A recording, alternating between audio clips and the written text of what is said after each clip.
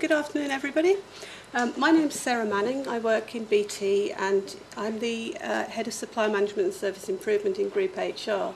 What that really means is that I'm responsible for running BT's outsourced HR contract. Over the last 10 years, I've got a quick timeline up here, I'm not going to go through all of it, just to put it in context. BT's outsourced its HR since about 2000, and we're now on our third contract.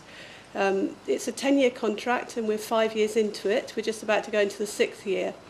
And it's worth about £400 million over the 10-year period.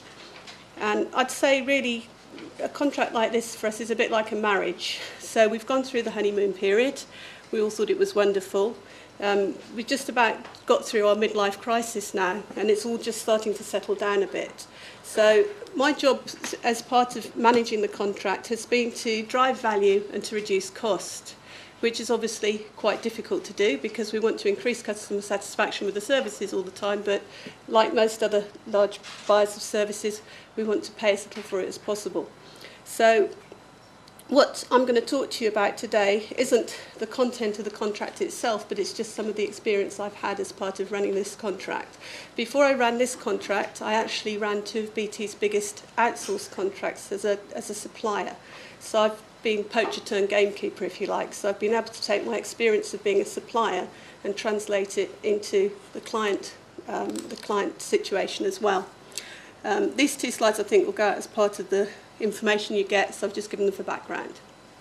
I think the thing to look at is that we have reduced cost 10% year on year, but if you look at the customer satisfaction side of it, we've also managed to drive up customer satisfaction as well.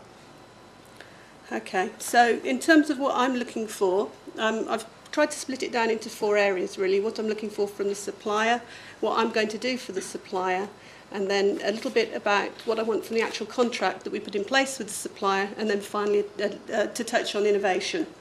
And I think, as I said just now, the thing for me to remember is it's a two-way relationship. Unless you handle it as a relationship, it's not going to work particularly well. If I start off with what do I want from my suppliers, the first thing I want is to be able to have an open and honest relationship with them.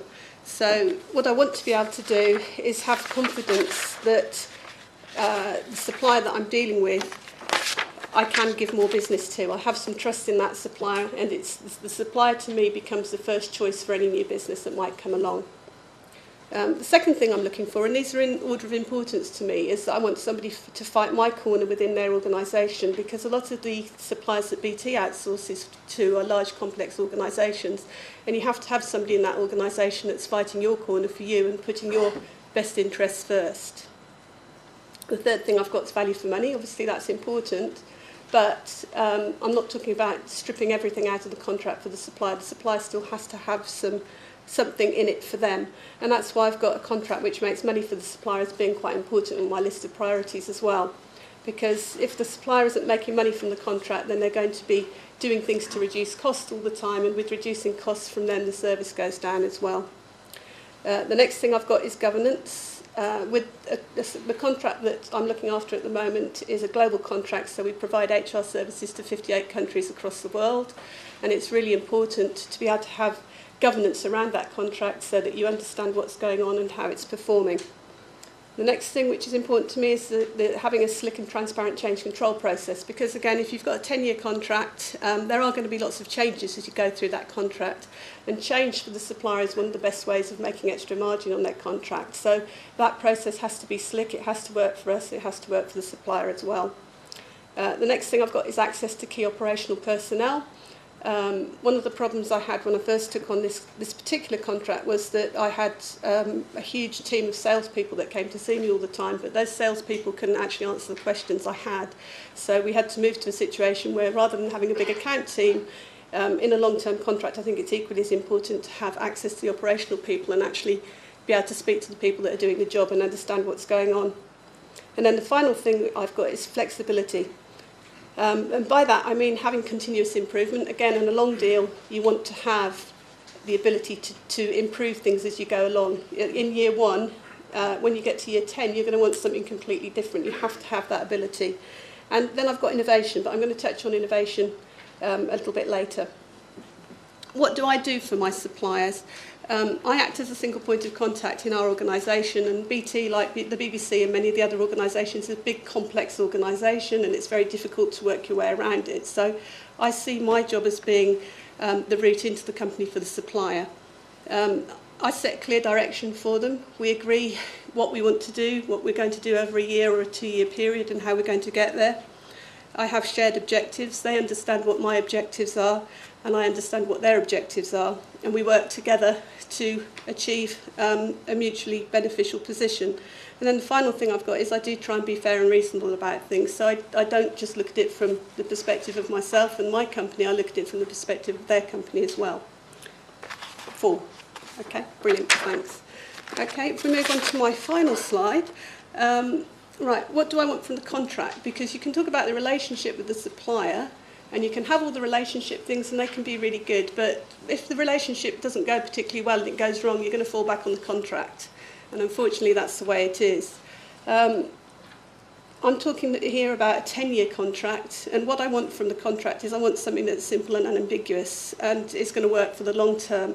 And my experience in the past has been that often we put in place contracts that are wonderful when we're in a bid situation and everybody's talking about it, but those contracts then get handed over to somebody to implement, and the person that's left to implement them probably wasn't involved in the bid situation. And in a long-term contract, you're not going to have the same person in year 7 or 8 as that was dealing with it in year 1. So you have to have a contract that's going to last the duration and also be easy for people to understand. You need clearly defined service descriptions, because if you don't, you'll be arguing about change and who pays for it and how much it costs and everything all the time.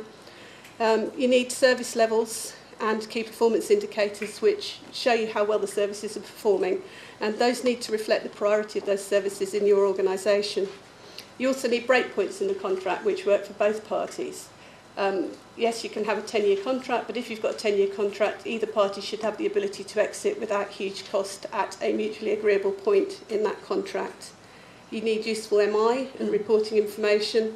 And also, something which might be a bit contentious is benchmarking. It's good to have the ability to benchmark, not necessarily because you want to use it to get out of the contract or to reduce prices, but another way of looking at it is to use it to justify inside your own organisation that the service that you're getting is a good service and you should be continuing using it. And then finally, I've got a reward remedy approach to service, which again is good to have, but you can't always get that put down properly in the contract. Then the final thing I've got is innovation, and then my first point is interesting, define it. And it was interesting to see that Michael more or less said the same thing, because the contract I'm running at the moment, I've been running for 4 years and we still haven't managed to define what we mean by innovation. So all I can do is give a couple of ideas around what it probably means to us in the context we're working in at the moment. One thing I've got is best practice, because usually if you go to an outsourced supplier, that outsourced supplier is providing a service to lots of other clients as well. So it would be really good to get some idea of what that best practice is and have that fed back into your own organisation and have the ability to use that. Also, if you're using an outsourced supplier, that outsourced supplier is usually dealing with your end users. In our case, it's dealing with our people, it's dealing with all of our employees. And that interaction allows the supplier to learn a lot more about the perception of the employees than we actually know. So it's really important that there's a mechanism through innovation to allow that to be fed back into the organisation. And then finally, I've got commercial approach. It would be nice to see some innovative approaches to the commercials within long-term outsourced contracts. And that was really everything I wanted to say. Thank you very much.